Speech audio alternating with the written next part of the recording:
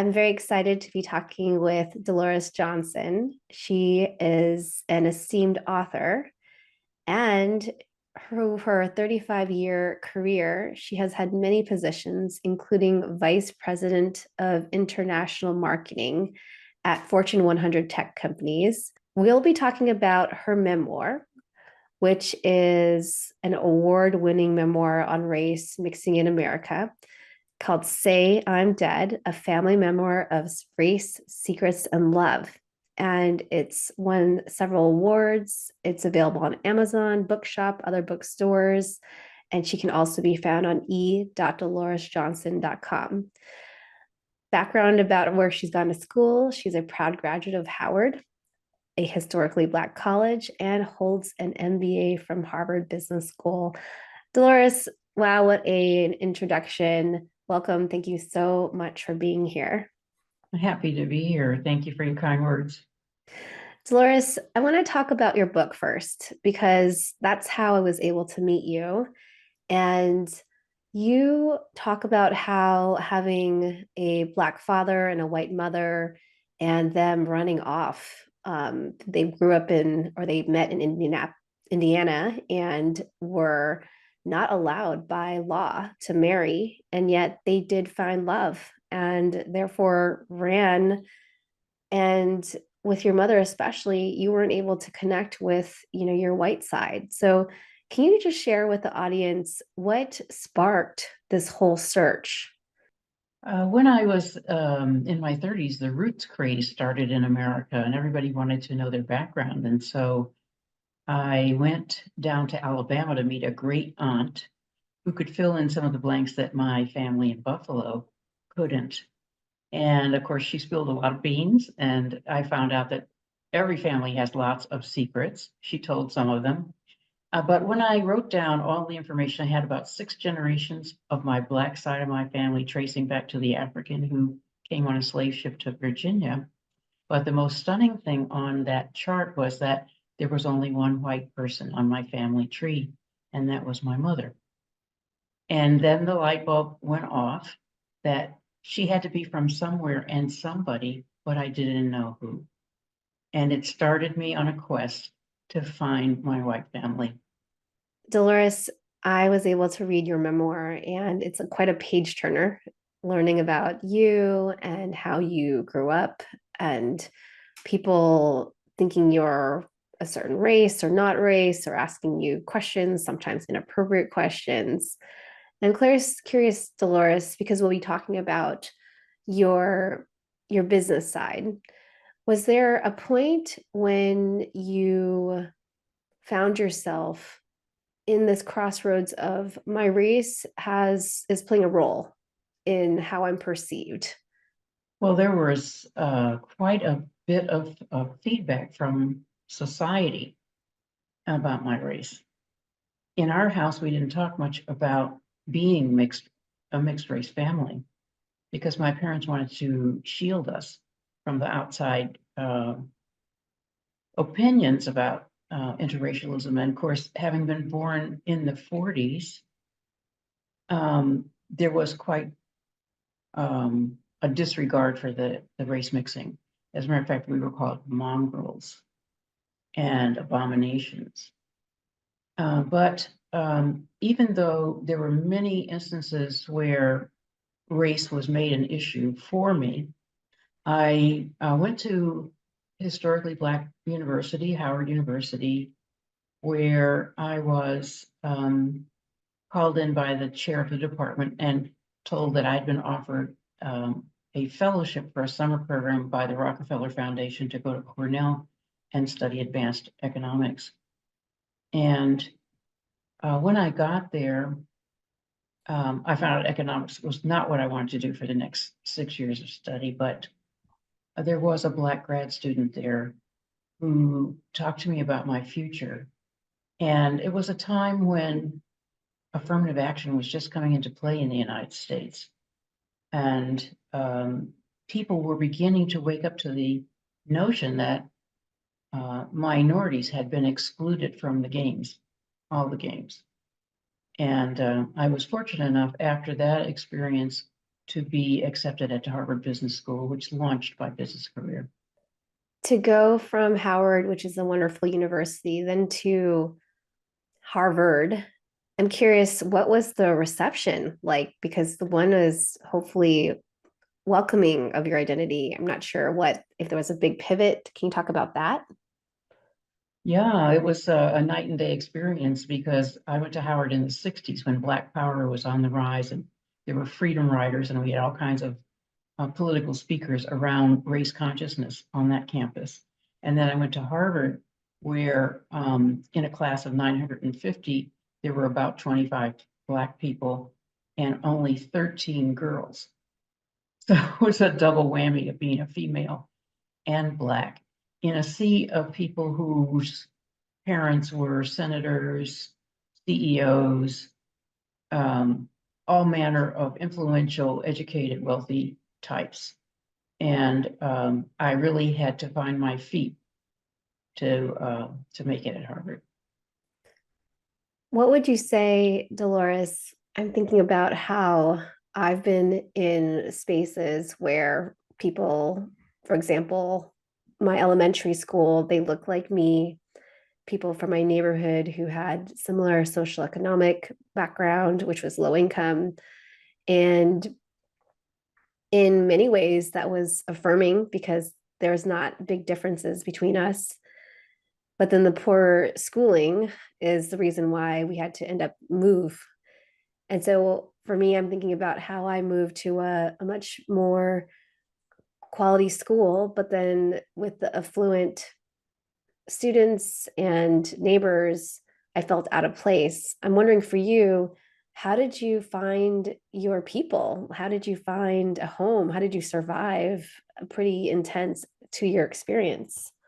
In grad school, you mean? Mm-hmm. Largely the Black students and the women stuck together. Mm. They had study groups, which were really essential to hashing through the cases every night and being prepared to present discussion the next day. But we were shut out of all the study groups. We were never invited to any of the parties, and there were lots of parties going on and outings off campus, but we were never invited. And so we stuck together. Um, there were a few other people on campus that we had relationships with, but they were limited. And it was Howard really that gave me my footing because there we had been exposed to all manner of positive thinking about our futures. And we knew that we were educated well. And Harvard has a statement that they don't make admissions mistakes. And I took them at their word that I was there because I belonged there. Even though I had actual class members who challenged me and asked me what was I doing there and that I had stolen their friend's seat and so on. You know, all of that goes on. And I think that people still face some of those things today. It's very discouraging when I talk to especially young women of color, professional women, who tell me some of the same stories I could tell them from 50 years ago. It's really motivating, Dolores, to hear you talk about how, you know what, Harvard doesn't make admissions mistakes. I'm here. I belong here. This is my seat. I deserve this seat. And yet, as you mentioned earlier, women of color still struggle with that feeling, even if we're not getting as explicitly harassed, or even if we are. How do we remind ourselves what's, you know, it sounds like you had, and I read your book, really beautiful upbringing, very supportive. In what ways in the present tense as an adult can we remind ourselves? Do you have any suggestions for that? I think you have to keep your eye on the prize. Mm. You've chosen a certain path because it's what you want to do and because you believe you can. And you have to look ahead beyond what today's drama might be to where it is you're going. And even though racial or misogynistic incidents may happen, you have to realize that there are many kinds of calamities that can go on in life and you still make your way. And so you have to have a resolve. You have to be sure that you can stand up. And if you can't initially stand up, you have to make yourself stand up and put on your poker face and get what you want, what you came for. Get what you came for. Nobody can tell you who you are or what you're capable of. You decide that for yourself. I really appreciate the specific advice that even though we might feel like this is the only moment in our lives, it's actually just one. And if we zoom up, we can see that there is much more ahead. And if we could stay focused on what matters, what we really want, this is just another jump in the road and to keep going. That really gives perspective because it really, if we see each hiccup as being be all end all, it's going to be quite a long, long road. So I appreciate that perspective. When you were going through Harvard, did you have, or even in your career, did you have like a tribe of people who you could talk to about this ridiculousness that you're facing with people pushing back on your seat or microaggressions? Who are the people who you could find community with? You have to have a tribe. You have Mm-hmm. to have a tribe because you do need to air out your feelings. You do need to seek other opinions, try out ideas of what you're thinking of doing, not doing. And one of my best tribesmen was my husband Mm, because we used to come home at night and say, well, I've got this big meeting coming up on Thursday, and this is what the agenda is, or this is what the agenda is supposed to look like. I don't know what all the hidden agendas are, but let's talk about that. And what's the best way for me to get my point across and to um, persuade people to the information that I'm presenting. And we would practice. We would present to each other in the dining room. We had flip charts in those days, not PowerPoints. And we would say, well, no, don't use that word, use this word. Or remember, you told me that person X is going down this lane. How are you going to address that or head him off? Yeah, and really try to anticipate all the twists and turns before you get to the meeting. The other thing was to go and meet with people who you don't think are in the boat with you and talk them into it before you get in the room in front of everybody else. But I had mhm. other friends too. I had a circle of friends who were not necessarily businesswomen in the same sense that I was, but who we pumped each other up on so many other levels. You know, there was laughter and understanding and acceptance, which was a balm for the soul. But then, of course, I did have people in the corporate structure that I could talk to as well, and they were essential to finding out what else was going on behind the curtain. And there's always something going on behind the curtain that they might know about because they're in a different department or at a different level. Um, and who can help you kind of see a different picture about where you're headed. I find it so fascinating that we're talking about how to move work forward, how to move projects forward, how to move yourself forward. Because what you just shared with me, Dolores, although I also went to business school at Northwestern Kellogg Mm, School, mm, I didn't learn that. Like, I didn't learn that, yes, you should have a network. Yes, you should have people to be able to, friendships. We understand that. But the idea of anticipating how people receive me, our message, where you can head people off when you know that there's going to be a rough issue, and then getting ahead of it, anticipating, being ready. Where did you learn this? Was it from your husband? Where did you get these types of skills? Because it's so behind the scenes yet essential. I learned it in the School of Hard Knocks. Hmm. You know, many times when I first started in corporate America, people didn't listen to me. I think because I was a woman and I was a minority. I would be in conference rooms with up to, say, 18 or 20 people, and it would be the only person that wasn't a white male. And, you know, I would sit at home and prepare all this with my husband and have charts ready and rationales ready. And I would present them, and people would just continue talking as if I wasn't there.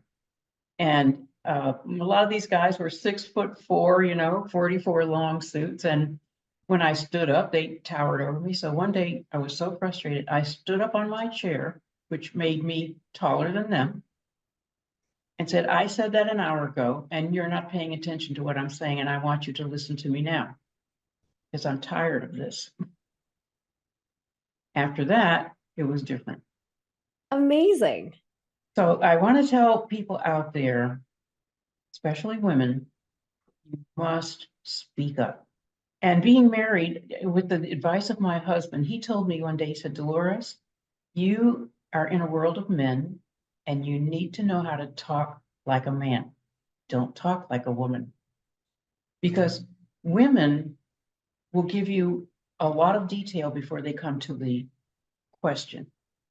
Men don't want that. They want the headline first. And if they need the detail, they'll ask for it. Speak in headlines.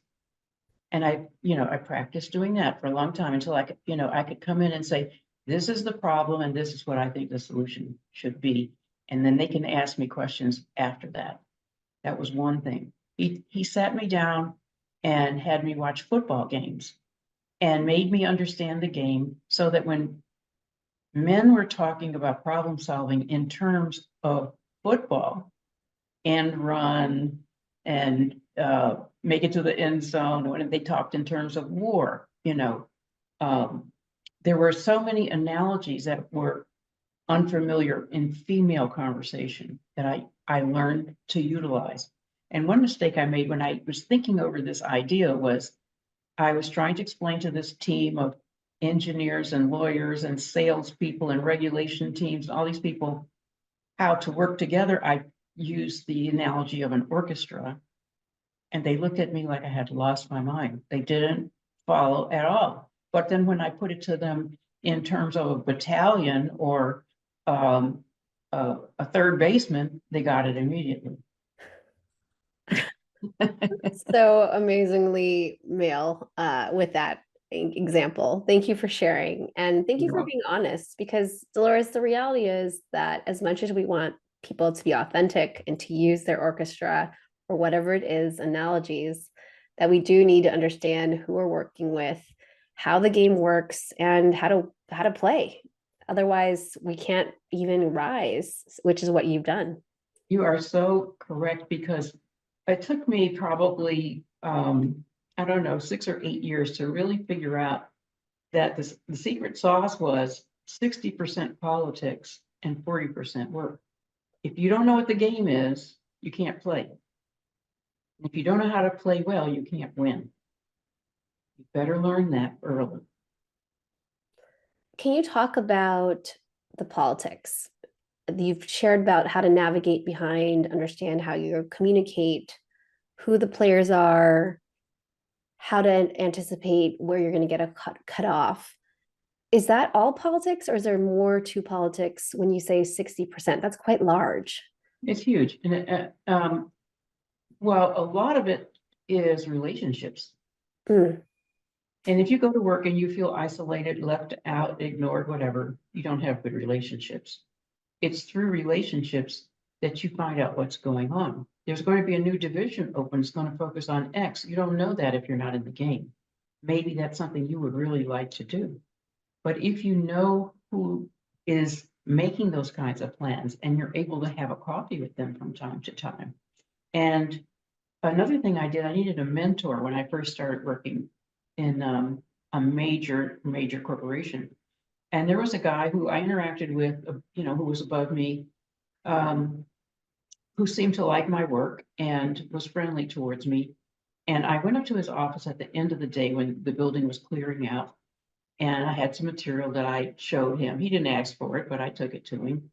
And I said to him, well, since you're my mentor, I thought you'd like to see this. And he said, yes, yes. And after that, he was my mentor. And he was the person who told me before the company was splitting up that they were going to do so, and these were going to be the major pieces. That gave me a chance to figure out how I wanted to maneuver in that change. So relationships is very big. And having lunch or coffee or, thinking of something that might be helpful to somebody that they didn't ask for and taking it to them keeps you top of mind. The person who goes to work and just does their job and goes home is not going to advance into executive ranks. And of course, when you come from middle and lower income backgrounds, you're told to do your best, be on time, right? Do a good job. Well, if you want to work at the post office, that's what they want. If you want to rise in executive ranks, you have to be a leader. You have to know how to build relationships. You have to know how to innovate and offer something that they haven't thought of that they need. You have to be behind the scenes, working all of the angles that you can possibly imagine so that effort that you're putting in is going to amount to your advancement. When you As, picked, as one, sorry, as one boss told me, nobody cares about how your career turns out except you. That was a light bulb for me because I thought, oh, I'm doing all this great work and they're going to reward me. Well, not necessarily. that is a truth right there. People think as long as I do a good job, everything will work out for me. And that is absolutely false. Unless you've And got this like spiritually amazing leader who's going to shepherd you through, that's not how corporate works. it isn't. And when in an era where you see so many layoffs, you come to realize that all of those extra hours, all of those weekends, all of those trips taken on the spur of the moment where you had to arrange childcare and flash with, and all of these things that interrupted your life don't mean anything to the company Mm-hmm. because they've got a goal, which is to make a profit and to maximize the profit. And if whatever your job is doesn't contribute to that future vision, they don't mind laying you off. Job security is not a thing. So we need to be careful and be ready. And that means to be flexible because probably your day will come when you get laid off. I've been laid off. And what are you going to do? Have you got some contacts outside of the company? Are you keeping up with trends? Are you learning new skills? Are you watching what's hot in the market that you could slide into? Be prepared. One question I have for you, Dolores, is speaking up and that there's risk to it. Because I hear you say, let's make sure you have relationships, that you're navigating, that you have ideas, that you are finding mentors, showing them value. And can you talk more about the risk of speaking up and why it's worth it? Yeah, speaking up can be a risk. Absolutely. Depends what you say and how you say it, of course. Um, for me, I kind of was scrappy all my life.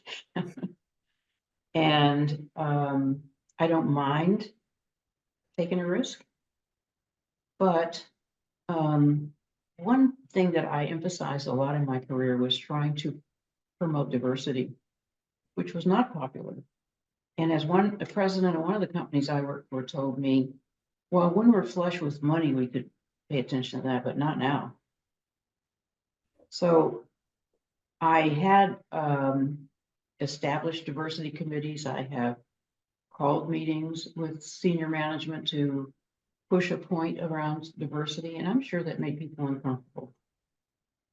But it's a personal mission or obligation that I adopted at Howard University, where we were trained that we were not there just for our own education, but to lift our race, and that we were the leaders of that effort. And I have lived that all my life. And so to make sure that people coming up behind me got their fair shake, I did speak up. As far as other kinds of speaking up, there was another incident where I had a friend, one of my relationships was in the payroll department. And the company I worked for had a common anniversary date. So everybody in the company got their review and their pay information on the same day. And she called me one day and said, I'm looking at these figures that are going to come out on the common anniversary date. And you, out of hundreds of people who have the same level that you do in this mammoth company, are rated number one. I'm like, wow, they see me, they love me. She said, but your pay is dramatically below all the white men. There were no other Black women, so so I said, how much? She said, serious money, serious money. And then she said to me, it's on you. I'm out. I don't know anything about it. You didn't get this from me. And she hung up. It's like, I'm killing myself for what? I talked over with my husband and we rehearsed what I was going to say because I wasn't going to let that rest. Why am I going to work and be rated number one out of hundreds of people and getting paid way less? So my boss presented me with my raise on, and he told me that I had done outstanding work. He was so happy with all my projects, blah, blah, blah. And when I learned the figure, it was not even what I would have expected from the low rate I was already making. So my husband and I had already decided that after I made my speech, I might get fired or shuffled off into purgatory somewhere in the bottom of the company, but I was going to do it anyway because I was so mad. So I told my boss, well, I thank you, for your faith in my work and for this raise, but I wanted to tell you that this raise and my base pay as it is now is so far below what all these white men around here are making that I can't accept this. And he turned flush red. And he was, he didn't know what to do. He was angry, he was surprised. And I said to him, I want this rectified. I want to make more than all these other people in this department because I deserve it. And he said, all the money's been already allocated. It's the common anniversary day and it's done. I said, no, it's not done.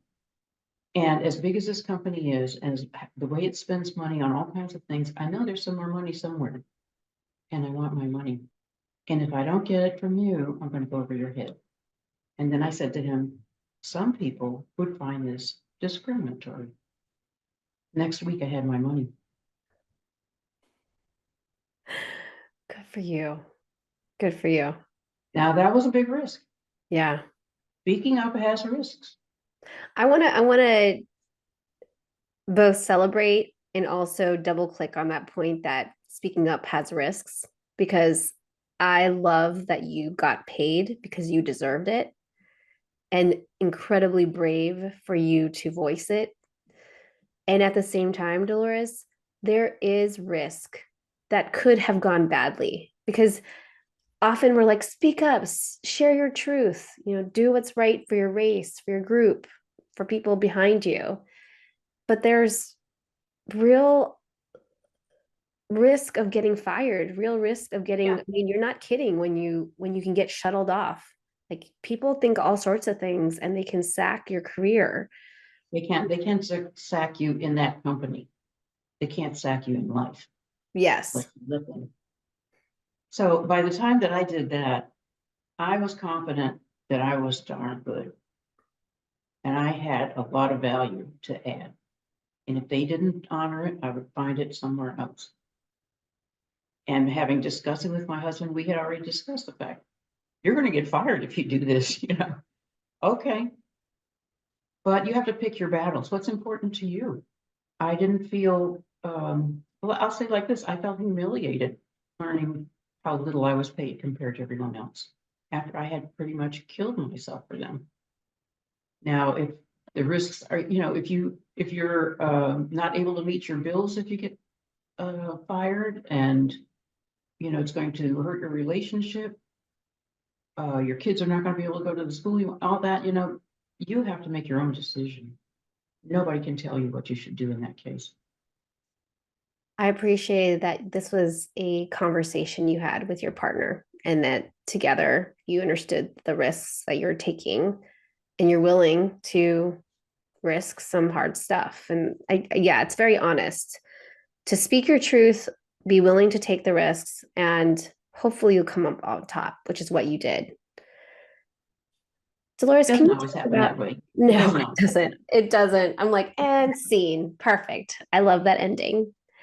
So, Dolores, one of the things I've heard you say is standing up for your worth, knowing that you can walk away. There's so much power to having that sense of no matter what people say, inappropriate words like, what are you doing at Harvard? You can ground yourself in your own worthiness. One of the questions I have for you is taking care of yourself, because often that's not part of our corporate speak, especially when you are busting your tail to do well for the company. Can you talk about how self-care integrated into your life? Was it something that you always practiced, later practiced, wish you had practiced more? I learned self-care later in my career after really, especially when I was working internationally and was in a different time zone every couple of days all around the world, 28 countries I covered. And I was exhausted, absolutely sleep deprived for maybe 12 or 15 years. And when I moved back to the States, I realized that I had pretty much wrecked my body. Mm. So I learned to do yoga. I've always been a swimmer. I started doing that more regularly and just putting it on my calendar. That's what a trainer told me. You say you don't have time to do this, put it in your calendar just like any other meeting or obligation and stick to it. And just being able to, relax, take a bath, play some music, spend time with friends. I learned to build that in. It's essential to your mental health. Was there ways in which you made sure that even when things were incredibly stressful, that you still made time? Was there anything that you practiced that allowed you to choose yourself?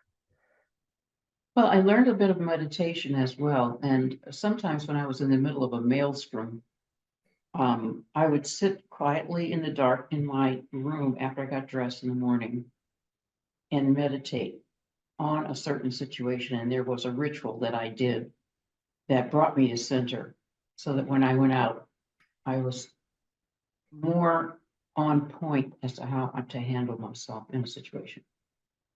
It's beautiful. With that, Dolores, this has been such a wonderful conversation learning about your roots, your schooling, how you navigated your career. Are you ready to do lightning round questions? Okay, All right, first question, chocolate or vanilla? definitely chocolate. Cooking or takeout? Either. Would you rather climb a mountain or jump from a plane? Jump from a plane. I've always wanted to do that. Have you ever worn socks with sandals? Never. How would you rate your karaoke skills on a scale of 1 to 10, 10 being Mariah Carey? Two. What's a recent book you've read? The Boys in the Boat about rowers at the University of Washington who went to the Olympics. What's your favorite current way to practice self care? Swimming. Swimming. Yeah, sometimes I'm so in need of a good workout, and when I come out of the pool, I'm dancing. What's a good professional development you've done? A good professional development. Oh, there have been so many. I once went to the Menninger Institute in Kansas, and it was about um, managing your mental health in stressful business situations. And it was an occasion where you really look deep at some of the questions that all of us are facing out there in the rise to the top. And I was especially fascinated by the fact that several of these big burly men who spoke so brusquely cried, which proves that we are all struggling underneath. Thanks for sharing. What's your definition of a boss mama? A boss mama, that's a current term, but it's always been a part of what I was trying to be, which is to do it all. My husband died when my daughter was 5, and I raised her by myself, even though I had this very hectic and stressful career. But I will say this, out of all of it, the most important thing that I did was raise my daughter. So for women who sometimes sacrifice the idea of marriage or children, I would say, think about that carefully, because the most rewarding thing I have found in life is my family. Hmm. What advice would you give your younger self, Dolores? Gee, my younger self, I would just try to explain some of the lessons that I learned later to my younger self. Took me years to be able to say some of the things that I'm telling you today, and it would have saved me quite a bit of stress had I known them earlier. I And then, hope this helps some young women out there. so helpful. Where can we find you? Like LinkedIn, your website? Yeah, I'm on LinkedIn, and also I have a website, which is e.doloresjohnson.com. And that is for my book and other essays that I've written. And you will find out some of my press coverages and see some videos of my presentations elsewhere. And then last question, do you have a final ask, recommendation, or parting thoughts to share? I would say a critical skill that people should learn early is negotiation. Especially women are not used to negotiating. I find that often. And the truth is that when you go into um, a salary negotiation purchase, a promotion discussion, males expect you to negotiate, and women don't. They take what's offered. There's always, always, always more to get. So if you're offered the moon, ask for the stars. So good. Dolores, thank you so much for these wise words. I often think, gosh, if I had known all of these, it would have really saved a lot of pain. So thank you for crisply bringing them together, including this negotiation nugget. I really appreciate you. My pleasure. My pleasure. Thank you for having me.